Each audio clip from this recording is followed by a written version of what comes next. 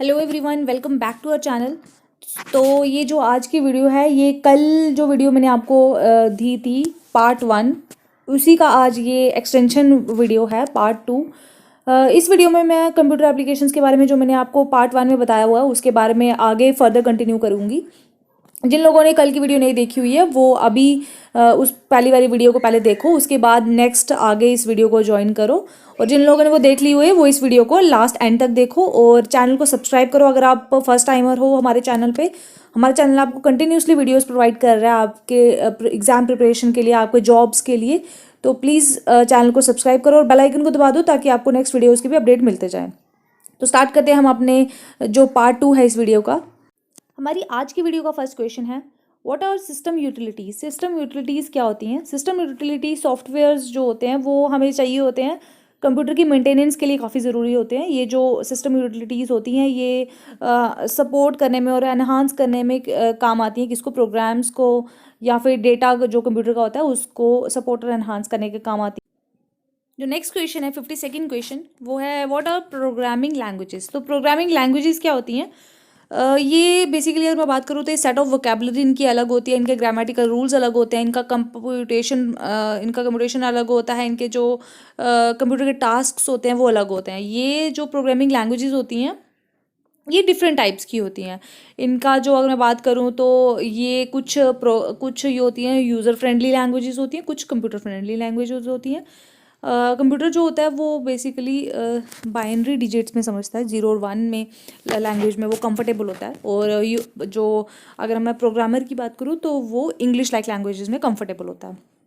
अगर मैं इसकी कैटेगराइजेशन की बात करूँ तो कैटेगराइज प्रोग्रामिंग लैंग्वेजेस हमारे पास 3 टाइप की लैंग्वेजेस आती हैं, high level language, assembly language and machine language.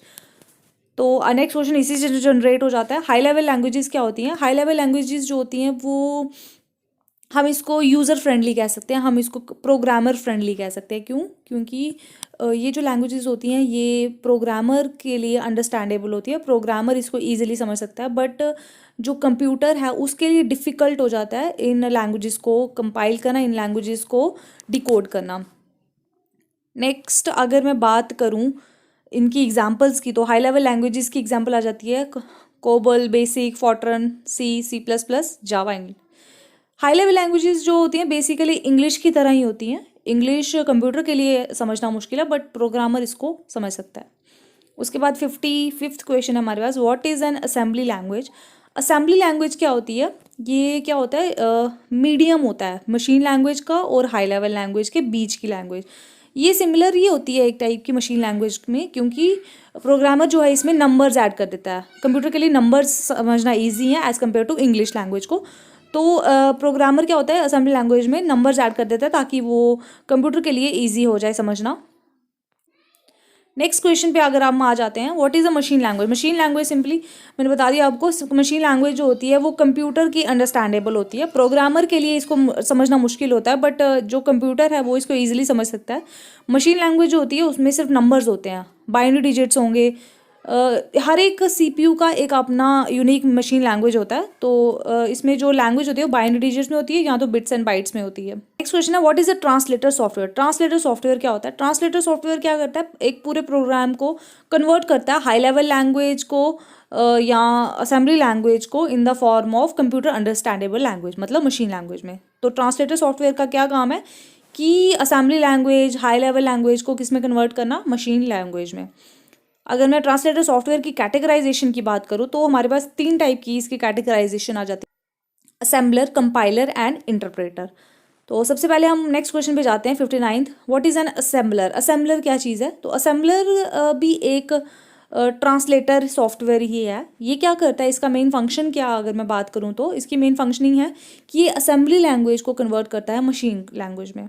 ये असेंबली लैंग्वेज जो होती है हमारी उसको कंप्यूटर अंडरस्टैंडेबल लैंग्वेज में उसको कन्वर्ट कर देता है। नेक्स्ट कंपाइलर क्या चीज़ है? कंपाइलर भी सेम ट्रांसलेटर सॉफ्टवेयर ही है पर इसका फंक्शन ये है कि ये हाई लेवल लैंग्वेज को मशीन लैंग्वेज में कन्वर्ट करता है। ये वो जो असेंबली लैंग्वेज है उसको नहीं करता, ये सीधे हाई लेवल लैंग्वेज को मशीन लैंग्वेज में कन्वर्ट कर देता है। यहाँ से हाँ जो प्रोग्रामर होगा वो अपनी जो हाई लेवल लैंग्वेज को टाइप करेगा, और कंपाइलर का फंक्शन ये होगा कि उसे हाई लेवल लैंग्वेज को मशीन लैंग्वेज में डिकोड करके कंप्यूटर अंडरस्टैंडेबल लैंग्वेज में उसको कन्वर्ट कर देगा। अगर मैं इसकी एग्जांपल्स की बात करूँ तो जो जो लैंग्वेजेस यूज़ होती है कंपाइलर में वो कौन कौन सी है? C++, COBOL, Pascal and FORTRAN. Next question है व्हाट इज एन इंटरप्रेटर। तो इंटरप्रेटर भी सिमिलर है कंपाइलर की तरह ही होता है, बट क्या होता है इसमें कि ये पूरे प्रोग्राम को कंपाइल नहीं करता है, ये स्टेप बाय स्टेप चलता है, ये लाइन बाय लाइन एग्जीक्यूशन करता है प्रोग्राम्स की। नेक्स्ट जो हमारे पास क्वेश्चन आता है वो है difference between compiler and interpreter.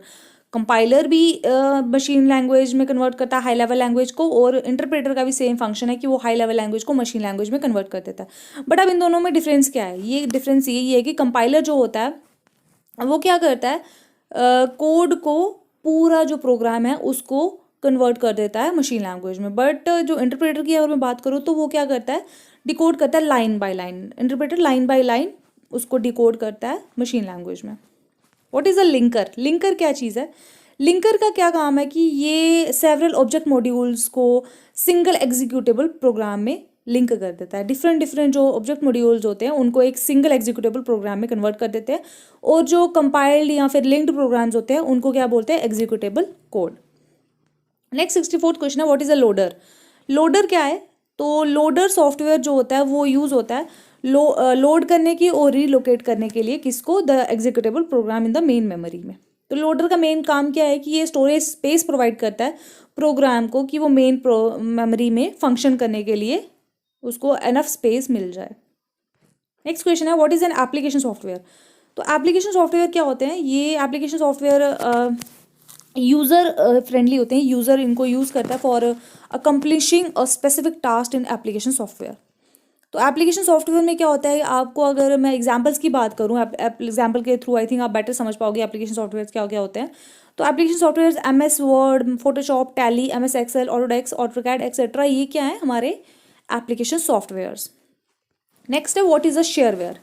Shareware क्या है? शेयरवेयर एक ऐसी प्रोग्राम होता है जो कि हमें अलाउड होता है कि हम उसको freely out of cost, free of cost हम उसको यूज़ कर सकें एक स्पेसिफिक पीरियड ऑफ टाइम के लिए, और इसके लिए हमें एक लाइसेंस दिया जाता है कि एक स्पेसिफिक हमें एक पीरियड ऑफ टाइम के लिए हमें वो लाइसेंस मिलता है। उस पीरियड ऑफ टाइम के ख़त्म होने के बाद हमें वो, या तो हमें सॉफ्टवेयर का जो लाइसेंस फिर से परचेज करना पड़ता है, या तो हमें उस चीज़ को अनइंस्टॉल करना पड़ता है। तो हम इस जो शेयरवेयर होता है हम इसको डायरेक्टली इंटरनेट से डाउनलोड कर सकते हैं। नेक्स्ट 67 क्वेश्चन है व्हाट इज़ अ फ्रीवेयर। तो फ्रीवेयर क्या है हमारे पास? ये भी सिमिलरली एक सॉफ्टवेयर ही है, बट ये फ्री है पर्सनल यूज़ के लिए। ये हम डायरेक्टली इंटरनेट से डाउनलोड कर सकते हैं। ये हमें, इसके लिए हमें कोई लाइसेंस की टर्म्स को नहीं हमें फॉलो करना पड़ता है कि इतने टाइम पीरियड के लिए आपके पास ये चीज़ रहेगी, उसके बाद आपको इसको रीपरचेज करना पड़ेगा। नेक्स्ट क्वेश्चन है ओपन सोर्स सॉफ्टवेयर। तो ओपन सोर्स सॉफ्टवेयर क्या होता है? जिसका सोर्स कोड होता है वो अवेलेबल होता है, जिसको हम कस्टमाइज़ कर सकते हैं, ऑल्टर कर सकते हैं, और हम अपने अकॉर्डिंगली उसको सेट कर सकते हैं। अगर मैं एग्जांपल्स की बात करूं तो Linux, Apache, Firefox, open office, ये जो कुछ एग्जांपल्स हैं जिसकी ओपन सोर्स सॉफ्टवेयर की। नेक्स्ट क्वेश्चन है OEM सॉफ्टवेयर। तो OEM सॉफ्टवेयर का मतलब क्या है? Original equipment manufacture software. OEM software की बात करो तो ये ऐसा सॉफ्टवेयर होता है जो कि सोल्ड किया जाता है और बंडल किया जाता है हार्डवेयर के साथ। जैसे एग्जांपल की बात करूँ, जैसे हम कोई कंप्यूटर खरीदेंगे उसमें जो प्री इंस्टॉल सॉफ्टवेयर होगा उसका हम बोलते हैं OEM software. What is demo software? Next question है 70। डेमो सॉफ्टवेयर क्या होते हैं? डेमो, जिसका वर्ड डेमो से ही पता चल रहा है कि हमें एक डेमोन्स्ट्रेशन के लिए चीज़ दी जाती है। तो डेमो सॉफ्टवेयर क्या होता है? हमें एक डेमोन्स्ट्रेशन के लिए हम एक परचेज वर्जन जो हम उसका खरीदते हैं, अगर हमें वो चीज़ हमें अच्छी लगती है, अगर हम उस सॉफ्टवेयर को यूज़ करना चाहते हैं तो एक स्पेसिफिक टाइम के बाद हमें उस जो सॉफ्टवेयर है उसको तो फ्री परचेज करना पड़ेगा ताकि हम उसकी फुली फंक्शनिंग कर सकें। नेक्स्ट है what is a word processing software. Word processing software कौन सा होता है? वर्ड प्रोसेसिंग सॉफ्टवेयर क्या होता है? हम किस लिए यूज़ करते हैं? For writing letter, reports, documents etcetera. तो जैसे इसी एग्जांपल के थ्रू आप बेटर समझोगे, तो MS वर्ड जो है एक वर्ड प्रोसेसिंग सॉफ्टवेयर है। What is a image processing software? Next question है इमेज प्रोसेसिंग सॉफ्टवेयर क्या किस लिए काम आते हैं? For drawing and manipulating graphics. Example जैसे एडोब फोटोशॉप।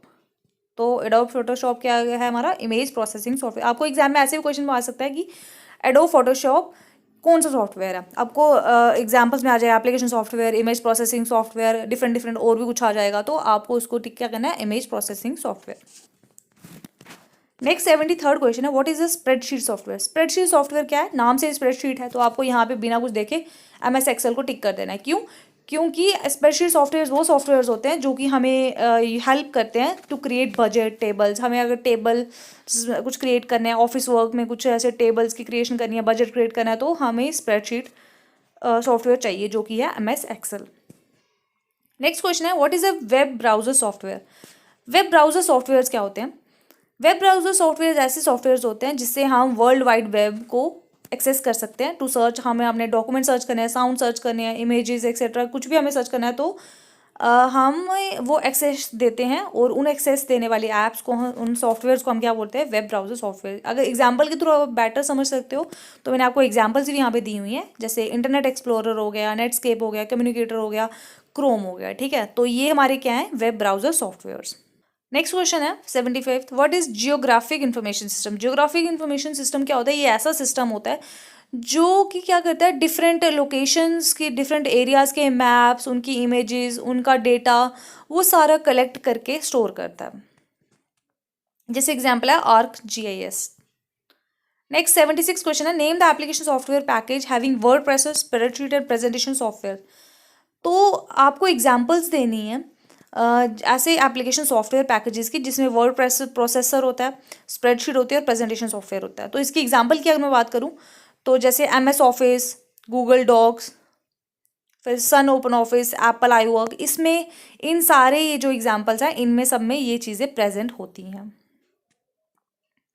नेक्स्ट है, what is cloud computing. Cloud computing क्या होती है, अगर मैं सिंपलेस्ट टर्म में बात करूँ तो क्लाउड कंप्यूटिंग का मतलब है स्टोर करना या डेटा को एक्सेस करना ओवर द इंटरनेट, और ये इंस्टेड ऑफ कंप्यूटर्स हार्डवेयर। मतलब हमें कंप्यूटर के हार्डवेयर को यूज़ करके अपने डेटा को नहीं स्टोर करना है, डेटा को एक्सेस नहीं करना है, बट हमें इंटरनेट की हेल्प से अपने डेटा को एक्सेस करना है। जैसे आपके फ़ोन में भी सॉफ्टवेयर होता है क्लाउड स्टोरेज, तो क्लाउड स्टोरेज में आप इंटरनेट की हेल्प से अपने डेटा को एक्सेस कर सकते हो।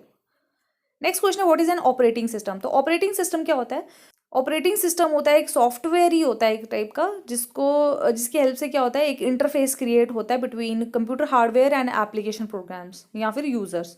हमारे और कंप्यूटर के बीच में एक इंटरफेस का रोल प्ले करता है, वो होता है ऑपरेटिंग सिस्टम। नेक्स्ट क्वेश्चन है, what are the categories of operating system. Operating system की कैटेगरीज कौन कौन सी होती हैं, इसको कैटेगरीज की अगर मैं बात करूँ तो single user, multitasking, multi processing, real time और एम्बेडेड, ये जो हैं इसकी डिफरेंट टाइप्स हैं। नेक्स्ट क्वेश्चन हमारे पास आता है, what is a single user single task operating system. तो single user single task operating system की अगर मैं बात करूँ तो सिंगल यूज़र ऑपरेटिंग सिस्टम में क्या होता है कि सिंपली एक ऑपरेटिंग सिस्टम जो होता है वो डिज़ाइन किया गया होता है कि वो एक टाइम पे एक टास्क परफॉर्म करे। जैसे अगर मैं एग्जांपल की बात करूँ तो ऐसा तो नहीं होता है कि अगर हम एक डॉक्यूमेंट को एडिट कर रहे हैं तो वो प्रिंट भी साइमल्टेनियसली हो जाए प्रिंटर से, ऐसा नहीं होता है ना। तो एक टाइम पे एक ही टास्क एक्शन परफॉर्म होता है। तो इसके अगर मैं एग्जांपल की बात करूँ तो MS-DOS जो है वो एग्जांपल है सिंगल यूज़र ऑपरेटिंग सिस्टम की। नेक्स्ट क्वेश्चन है हमारे पास, define single user and multitasking operating system की। तो सिंगल यूज़र और मल्टीटास्किंग ऑपरेटिंग सिस्टम क्या करते हैं, अलाउ करते हैं execution more than one task और प्रोसेस कॉन्करेंटली। आप एक टाइम पे डिफरेंट डिफरेंट टास्क परफॉर्म कर सकते हो इनकी हेल्प से। अगर मैं एग्जांपल की बात करूँ तो विंडोज़ 95 या फिर जितने लेटर वर्जन है विंडोज़ के, ये एग्जाम्पल है मल्टीटास्किंग ऑपरेटिंग सिस्टम के। नेक्स्ट क्वेश्चन है, मल्टी यूज़र ऑपरेटिंग सिस्टम क्या होता है। तो मल्टी यूज़र ऑपरेटिंग सिस्टम वो कंप्यूटर नेटवर्क की यूज़ करता है कि उसमें क्या होता है, सेम डाटा एप्लीकेशन जो होते हैं वो एक्सेस कर सकते हैं multiple user at the same time. मतलब सेम जो भी एप्लीकेशन जो भी डेटा होगा वो डिफरेंट यूज़र्स उसको डिफरेंट डिफरेंट टाइम पे उसको यूज़ कर सकते हैं। तो मल्टी यूज़र ऑपरेटिंग सिस्टम मतलब एक ऑपरेटिंग सिस्टम को, ऐसा ऑपरेटिंग सिस्टम जिसको मल्टीपल यूज़र्स सेम टाइम पे यूज़ कर सकते हैं। इसमें क्या होता है, यूज़र जो होता है कम्युनिकेट कर सकते हैं एक दूसरे के साथ। इसके अगर मैं एग्जांपल्स की बात करूँ तो लाइनक्स, यूनिक्स एंड विंडोज 7 जो एग्जांपल्स हैं मल्टी यूज़र ऑपरेटिंग सिस्टम की। नेक्स्ट क्वेश्चन है 83rd question, multi processing operating system क्या होता है। मल्टी प्रोसेसिंग ऑपरेटिंग सिस्टम में क्या होता है कि दो या दो से ज़्यादा प्रोसेसर्स यूज़ होते हैं for a single running process. एक रनिंग प्रोसेस के लिए दो या दो से ज़्यादा प्रोसेसर यूज़ किए जाते हैं। इसमें क्या होता है, प्रोसेसिंग जो होती है पैरेलल टेक प्लेस होती है, इसीलिए इसको पैरेलल प्रोसेसिंग भी कहा जाता है। इसमें क्या होता है, एग्जीक्यूशन जो होती है वो पैरेलल ही होती है, इसलिए इसकी जो एग्जीक्यूशन की जो प्रोसेस होती है वो हाई स्पीड एग्जीक्यूशन होती है। इसमें जो कंप्यूटर की जो पावर होती है वो इंक्रीज हो जाती है। एग्जांपल्स की बात करूँ मैं तो लाइनक्स, यूनिक्स और विंडोज 7 जो है वो एग्जांपल्स हैं मल्टी प्रोसेसिंग ऑपरेटिंग सिस्टम की। नेक्स्ट क्वेश्चन है 84th, real time operating systems क्या होते हैं। तो रियल टाइम ऑपरेटिंग सिस्टम्स क्या होते हैं, ये ऐसे ऑपरेटिंग सिस्टम्स होते हैं जो कि ऐसे डिज़ाइन किए गए होते हैं कि ये रिस्पॉन्ड कर सकें एक इवेंट को लेके विद इन अ प्रीडिटरमिन्ड टाइम, एक टाइम से पहले उसके बारे में रिस्पॉन्ड कर सकें। अगर इसके एग्जांपल्स की मैं बात करूँ तो Linux OS is the example of real time operating system. इसमें जो प्रोसेसिंग होती है वो एक टाइम कांस्टेंट, एक with in a time constant होती है। नेक्स्ट क्वेश्चन हमारे पास 85th, embedded operating system. Embedded operating system क्या होते हैं, ये यूजुअली एम्बेडेड होते हैं इन अ डिवाइस इन रोम। रोम में एक डिवाइस होती है जिसके अंदर ये एम्बेडेड होते हैं। अगर मैं इसकी बात करूँ ये कहाँ यूज़ होते हैं एम्बेडेड ऑपरेटिंग सिस्टम, तो हमारे जो माइक्रोवेव्स होते हैं, वॉशिंग मशीन्स होती है, ट्रैफिक कंट्रोल सिस्टम होता है, इसमें सारे में एम्बेडेड ऑपरेटिंग सिस्टम ही प्रेजेंट होता है।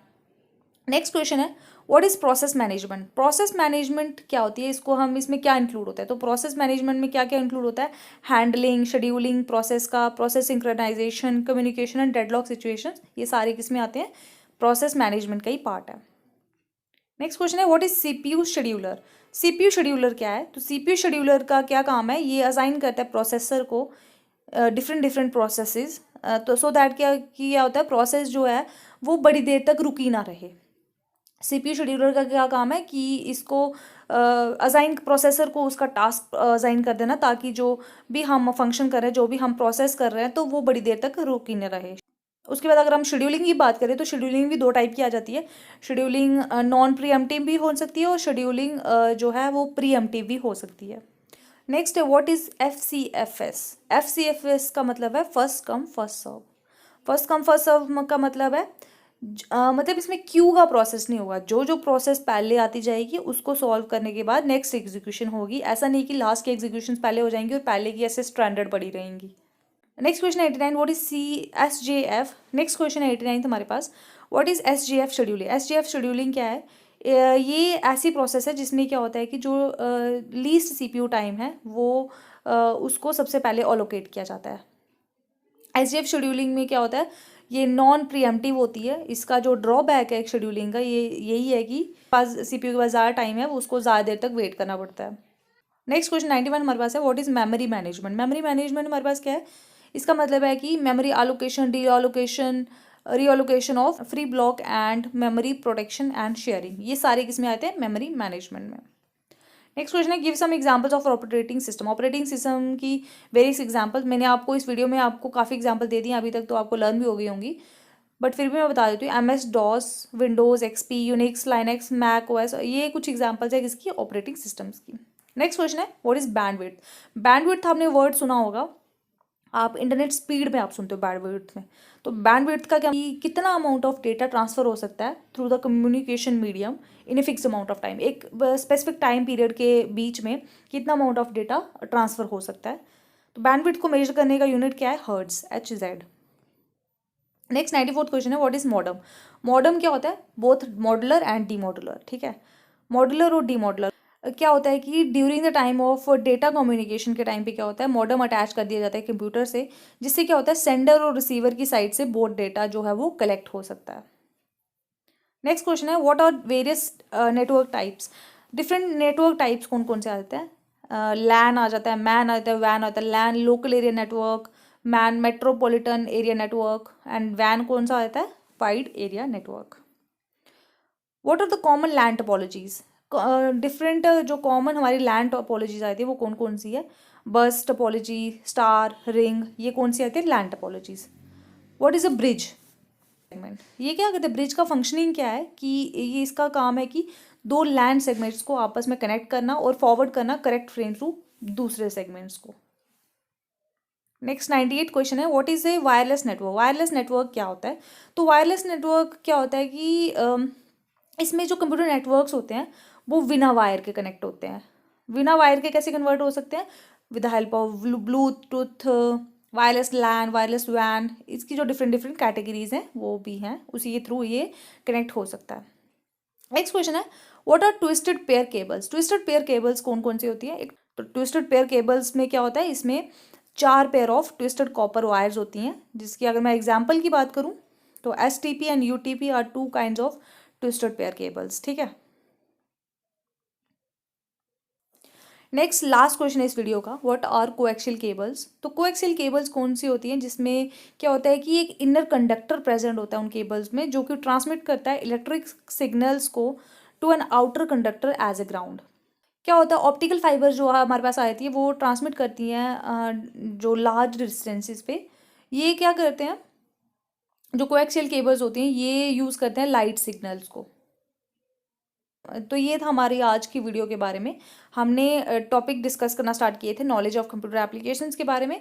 ये मैंने पार्ट 1 आपको पहले ही वीडियो का दे दिया है, ये पार्ट 2 था इस वीडियो का।